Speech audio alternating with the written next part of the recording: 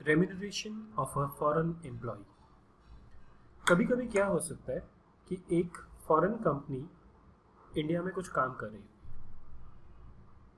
अब वो काम करने के लिए उसको लोकल एम्प्लॉयज़ भी चाहिए और उसको वो एम्प्लॉयज़ भी चाहिए जो इंडिया के बाहर बेस्ड है, नॉन रेसिडेंट्स। अब ये नॉन रेसिडेंट जो एम्प्लॉय होते हैं ये इंडिया में आ तो जाते हैं, कुछ ऐसे होते हैं जो बहुत लॉन्ग ड्यूरेशन के लिए काम करते हैं, लेकिन कुछ ऐसे होते हैं जिनका बहुत छोटा सा काम होता है, वो कुछ दिनों के लिए ही इंडिया में आते हैं। इन केसेस में अगर जो आदमी मान लीजिए 15-20 दिन 30 दिन के लिए इंडिया में आया, उसको आप बोलें कि आप अपनी रिटर्न फाइल करो इंडिया में टैक्सेस पे करो, काफ़ी कम्बरसम हो जाता है। इस सिचुएशन को डील करने के लिए एक स्पेसिफिक एग्जेम्पशन दी गई है जिसमें एक एम्प्लॉई अगर कुछ पर्टिकुलर थ्रेशोल्ड से कम इंडिया में आता है तो उसकी इनकम एग्जेम्प्ट हो जाती है। लेकिन क्योंकि इंडियन गवर्नमेंट उससे टैक्स नहीं ले रही है तो जो उसको सैलरी पे करी है उसका डिडक्शन भी नहीं होना चाहिए, बिकॉज अगर मैं फॉरेन कंपनी को उस सैलरी का डिडक्शन दे दूंगा तो इंडियन गवर्नमेंट के लिए टैक्स का नुकसान हो गया, और जो एम्प्लॉई है उसको एग्जेम्पशन मिल गई तो वहाँ पे भी उनका नुकसान हो गया। इसलिए ये बैलेंस करने के लिए जनरली क्या होता है कि एम्प्लॉय को एग्जेम्पशन मिलती है और जो एम्प्लॉयर है अगर वो अपनी इंडिया की इनकम में टैक्स कैलकुलेट कर रहा है उसको इस अमाउंट की डिडक्शन नहीं मिलती। इस एग्जेम्पशन को हम काफ़ी टाइम शॉर्ट स्टे एग्जेम्पशन भी बोलते हैं, और ये अब हम इस पर्टिकुलर स्लाइड में देखते हैं। So remuneration of an employ, section 10(6) sub clause 6। The remuneration received by a foreign national. जिसको भी ये शॉर्ट स्टे एग्जेम्पशन दी जा रही है, he should be a foreign national as an employee of a foreign enterprise. मतलब एक foreign enterprise है और उसका एक एम्प्लॉय है और ये एम्प्लॉय भी फॉरेन नेशनल है। इस एम्प्लॉय ने जो फॉरेन नेशनल है अगर इंडिया में काम किया, he has rendered services in India, so as an employee of a foreign enterprise for services rendered by him during his stay in India, जब वो इंडिया में रहा उस पॉइंट इन टाइम पे उसने सर्विसेज दी इस फॉरेन एंटरप्राइज के behalf पे, is also exempt from tax. तो ये रेम्यूनरेशन जो इसको मिला है that will be exempt from tax, provided however in order to claim exemption he needs to satisfy the following conditions cumulatively। यानी ये सारी की सारी कंडीशंस जो हैं वो सेटिस्फाई होनी चाहिए। Employee is a citizen, is an individual who is not a citizen of India, he has to be a foreign national. The foreign enterprise is not engaged in any business और trade in India. जो ये foreign company है या तो ये India में business या trade नहीं कर रही है, the employees total stay in India is not more than 90 days. जो एम्प्लॉय है वो इंडिया में 90 डेज से ज़्यादा काम स्टे नहीं करता, मतलब इधर इट इज़ 90 डेज और less in such previous year. Employee's remuneration is not liable to be deducted from the income of the foreign employer chargeable under the IT act. अब इस पॉइंट को और इस पॉइंट को हम इकट्ठे देखें तो ये थोड़ा सा सेंस इसमें नहीं बनता। एक तरफ हम कह रहे हैं कि फॉरेन एंटरप्राइज जो है वो इंडिया में किसी भी बिजनेस या ट्रेड में एंगेज नहीं होना चाहिए, दूसरी तरफ हम ये कह रहे हैं कि जो एम्प्लॉय का रेम्यूनरेशन है वो जो फॉरेन एम्प्लॉयर है उसकी इनकम से डिडक्ट नहीं होना चाहिए। इन दोनों को how do you reconcile these two? इसका मतलब ये हुआ कि एक फॉरेन एंटरप्राइज इंडिया से बाहर कुछ काम कर रहा था, लेकिन उसके कुछ एम्प्लॉयज इंडिया में आए और उन्होंने काम किया। इसका मेन बिजनेस जो है वो ट्रेड जो है या बिजनेस है वो आउटसाइड इंडिया। मान लीजिए ये एक कोई मशीन सप्लाई करता है अब इस मशीन को इंस्टॉल करने के लिए इसके एम्प्लॉयज़ इंडिया में आते हैं। तो मशीन तो उसने इंडिया के बाहर भेज दी, यानी he is engaged in a business or a trade outside India. But क्योंकि ये इंस्टॉलेशन इंडिया में हुई है इसके लिए इसके कुछ एम्प्लॉयज़ इंडिया में आके काम कर रहे हैं। जब ये इंस्टॉलेशन होती है तो इंस्टॉलेशन के भी ऑब्वियसली फॉरेन कंपनी पैसे लेगी, ये इसकी इनकम हो जाएगी which is chargeable to tax in India, assuming कि मशीन की सेल का जो सेल कंसिडरेशन है वो चार्जेबल नहीं है। ऑफ कोर्स इसमें भी अपने आप में बहुत सारी कॉन्ट्रोवर्सीज हैं, बट मैं अज्यूम कर रहा हूँ इस एग्जांपल के लिए कि मशीनरी की इनकम टैक्सेबल नहीं थी, इंस्टॉलेशन की इनकम जो है फॉरेन एंटरप्राइज की इंडिया में टैक्सेबल है। अब इस एम्प्लॉय को डिडक्शन या एग्जेम्पशन तभी मिलेगी जब वो 90 दिन से कम है, वो इंडिया का सिटीजन नहीं है, फॉरेन एंटरप्राइज जो है इंडिया में कोई ट्रेड या बिजनेस नहीं कर रहा है, और अपनी इस इनकम को जो इंडिया में टैक्सेबल है इसमें से वो एम्प्लॉय की सैलरी जो है वो कम नहीं कर सकता। उसको इस ग्रॉस इनकम पे टैक्स देना पड़ेगा, बाकी खर्चे आप कम कर सकते हो, इस सैलरी का आप डिडक्शन नहीं ले सकते।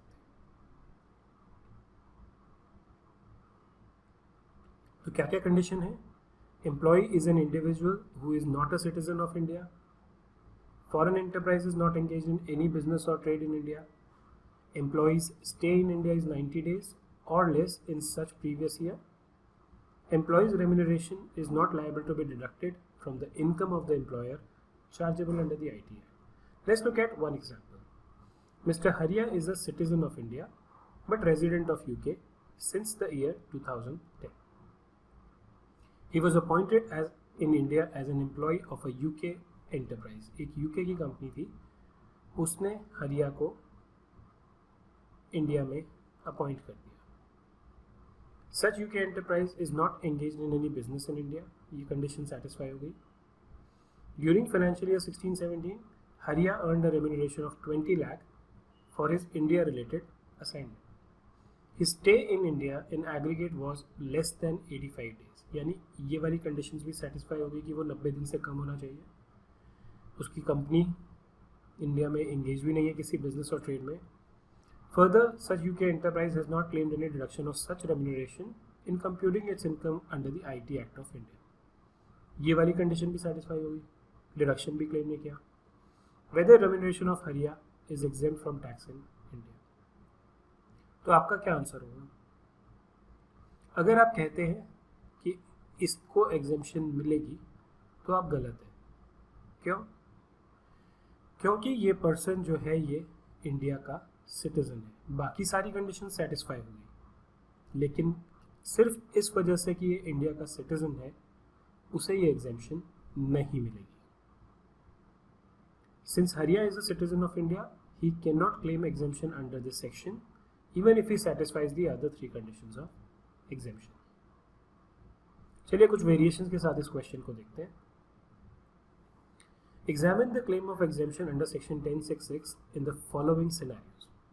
When Haria is a citizen of UK, all other facts remain the same.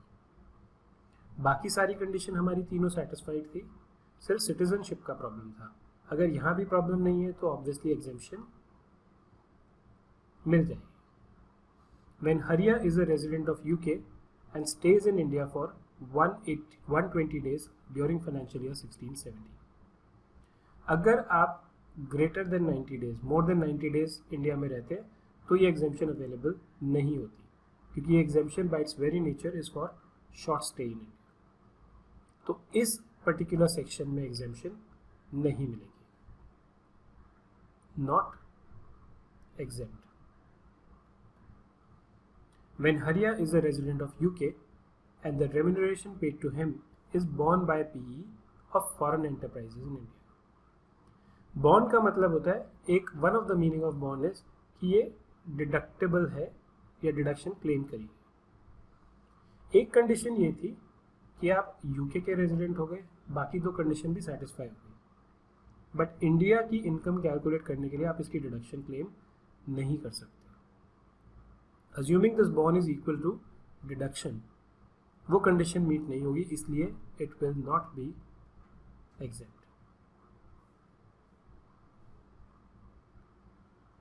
So you can go through these answers, but let's see. In first case, he is not a citizen of India. He can claim an exemption. In second case, the stay has to be not more than 90 days. Since it was more than 90 days, he cannot claim an exemption. Third is, while computing the taxable income of Indian PE, the expenses incurred by the PE is deductible.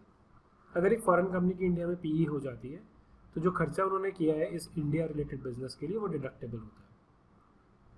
Thus, if salary has been borne by a PE, it would have been deducted while calculating the taxable income of the Indian PE. Haria would not be eligible to claim exemption as one of the conditions to claim exemption is not satisfied.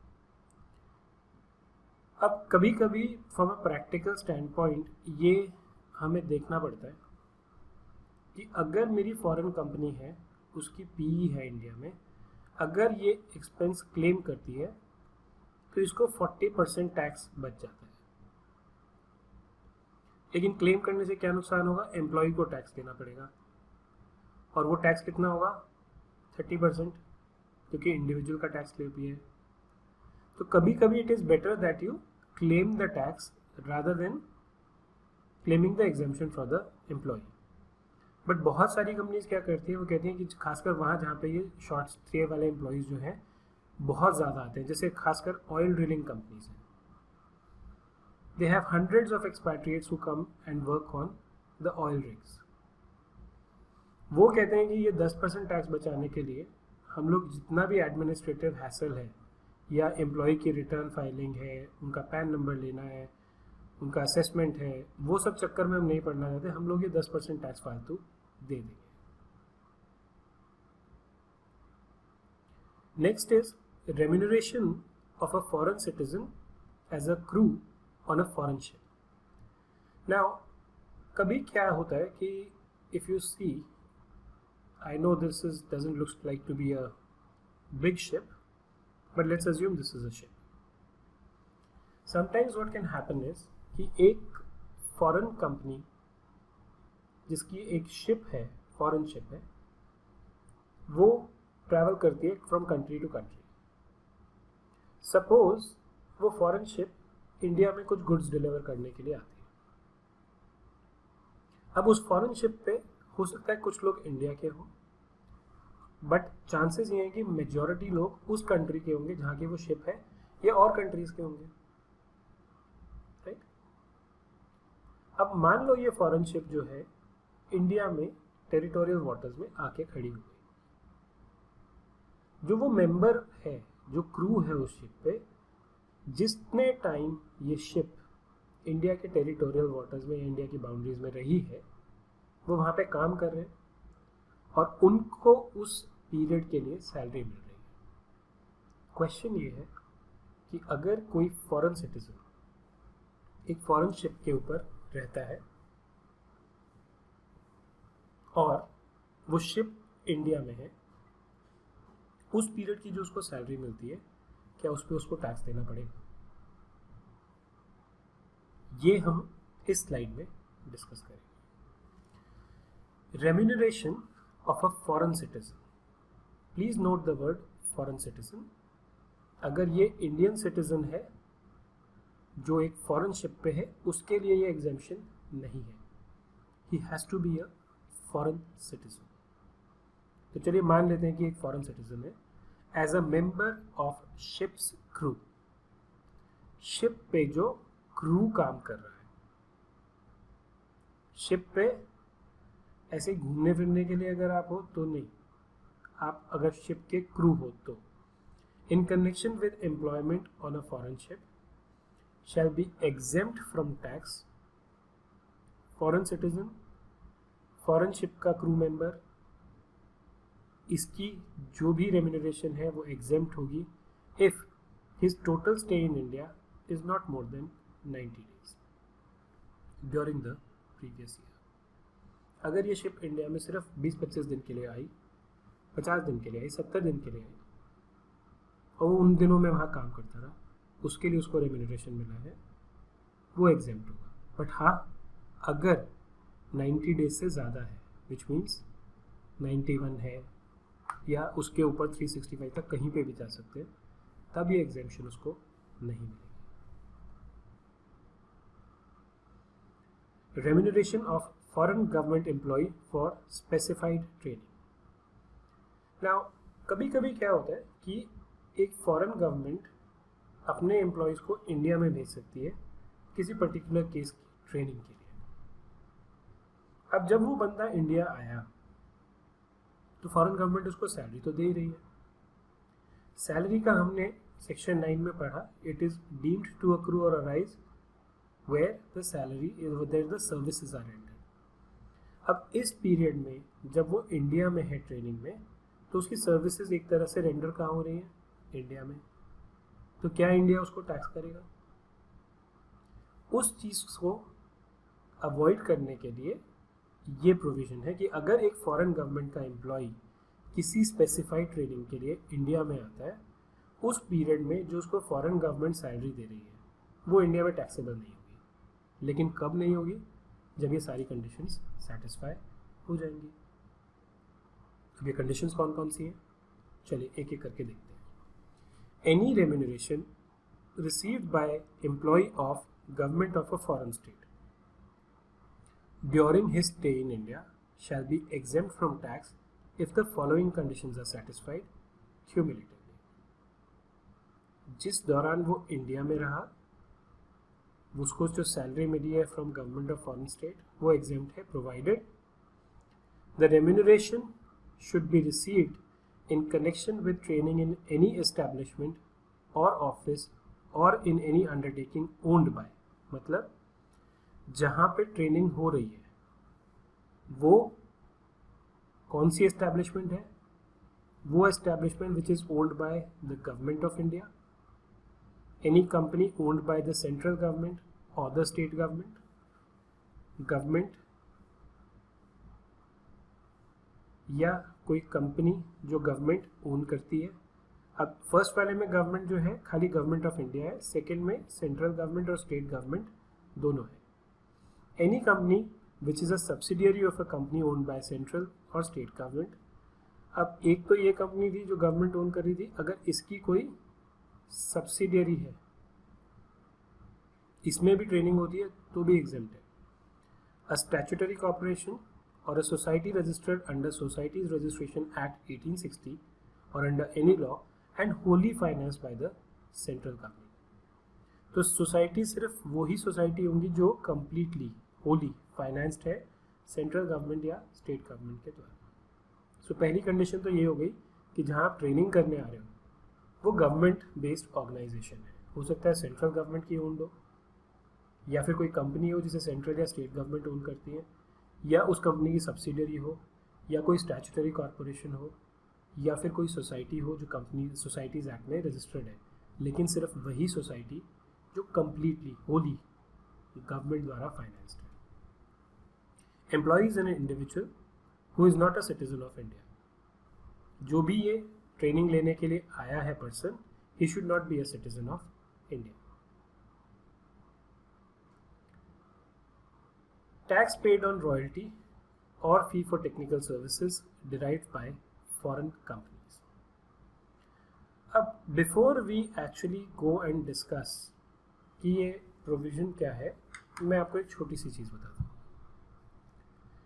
International transactions में क्या होता है कि मान लीजिए कोई foreign company है, उसने एक इंडियन कंपनी को सर्विसेज रेंडर करी। आई थिंक मेरे को एक छोटा सा यहाँ पे डायग्राम बना देना चाहिए, इससे थोड़ी हेल्प मिल जाएगी। इस फॉरेन कंपनी ने इंडियन कंपनी को सर्विसेज दी और इन सर्विसेज के लिए इंडियन कंपनी ने फॉरेन कंपनी को एक फीस पे करी। और ये चीज़ आपकी और भी बहुत सारी जगह पे एप्लीकेबल होगी, इसलिए आप इसको ध्यान से सुनिएगा। अब फॉरेन कंपनी ने बोला कि मुझे $100 चाहिए इस सर्विस के लिए। इंडियन कंपनी ने बोला भाई मैं $100 तो दे दूंगा, पर इंडियन गवर्नमेंट के हिसाब से जब मैं ये फीस आपको पे करूंगा तो मुझे TDS काटना पड़ेगा $10 का। फॉरेन कंपनी ने कहा आप TDS काटोगे, अगर मुझे इसका क्रेडिट मिल जाता, मतलब मैं इसको अपने टैक्स लाइबिलिटी जो मेरी इस इनकम से आती उससे सेट ऑफ कर पाता तो मुझे कोई प्रॉब्लम नहीं थी, लेकिन मेरे लिए पॉसिबल नहीं है। इसलिए मुझे इससे कोई लेना देना नहीं, मुझे $100 अपने बैंक में चाहिए। जितना भी ये टैक्स है ये आप पे करो, I am not bothered about it. उस केस में जो ये TDS मान लीजिए अगर ये कंपनी खुद पे करती है, क्वेश्चन ये आता है कि क्या ये $10 फॉरेन कंपनी की इनकम होगा, मतलब income will it be, and I'm not getting into the percentages right now, will the income of the foreign company be equal to $110 or will it be $100? As a general rule income $110 होती है। अब ये जो $10 है इसकी कुछ cases में exemptions हैं जब ये इनकम में इंक्लूड नहीं होता, वो हम अब डिस्कस करेंगे। Tax paid by the government, अगर ये आइको की जगह गवर्नमेंट भी होती, और an Indian concern, Indian concern कौन सी हुई, आइको, ऑन रॉयल्टी और fees for technical services derived by foreign enterprise shall be exempt from tax। यानी अगर ये $10 का टैक्स एक इंडियन कंपनी या इंडियन गवर्नमेंट बियर करती है, वो एग्जेम्प्ट होगा फॉरेन कंपनी के हाथ में, इनकम नहीं मानेंगे इसको, लेकिन इसकी कंडीशंस होगी। और इससे पहले आई थिंक एक चीज़ और आपको समझनी चाहिए कि ये इतना रेलेवेंट क्यों है। भाई अगर मैंने टैक्स $10 दे दिया तो दे दिया, इसको इनकम मान के क्या फ़र्क पड़ेगा? फ़र्क मैं आपको बता देता हूँ। मान लीजिए मुझे फॉरेन कंपनी को $100 देने थे, इस पे 10% टैक्स लगता। अगर ये इनकम 100 होती तो मेरे को टैक्स देना पड़ता 10। लेकिन अगर ये $10 भी इनकम ट्रीट कर ली जाती है तो इनकम हो गई 110, इस पे जो 10% टैक्स लगता है वो होता है 11। इससे फ़र्क क्या पड़ा कि जो इंडियन कंपनी TDS डिपॉजिट कर रही थी, अगर ये इनकम ट्रीट हो गया तो 11 का टैक्स देगी, अगर ये इनकम ट्रीट नहीं हुआ तो 10 का टैक्स देगी। वैसे यहाँ पर ये $1 लग रहा है, बड़े बड़े कॉन्ट्रैक्ट्स में ये पैसा 10, 20, 50, 100 करोड़ रुपए तक भी हो सकता है, इसलिए ये प्रोविजन है। लेकिन ये एग्जेम्पशंस कब मिलेगी? उसके लिए बहुत सारी कंडीशंस हैं। Tax will not be grossed up with the income of the foreign company, such exemption is available when the following conditions are satisfied. The recipient of income is a foreign company, जो पैसा receive कर रहा है वो एक foreign company है। It has income by way of royalty or fee for technical services. Such royalty or fee for technical services receive from the government और Indian concern, ये सब चीज़ें हम डिस्कस कर चुके हैं। This is important. Such payment is made in परस्यूएंस of agreement made after May 31, 1976 but before 2002 and is approved by the government of India।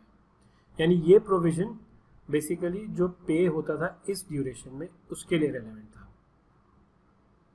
And such agreement is in accordance with the industrial policy of the government even if it is not approved by the government. मतलब अगर एक industrial policy थी government की, ये agreement जो बनाया उसी के अंतर्गत था, then also the exemption is available. ये एग्जेम्पशन पहले अवेलेबल थी, अब बेसिकली अगर मान लीजिए आप आज की डेट में कोई कॉन्ट्रैक्ट करते हैं तो एग्जेम्पशन नहीं मिलती, वहाँ पे ये इसको ट्रीट कर ही लेते एज एन इनकम।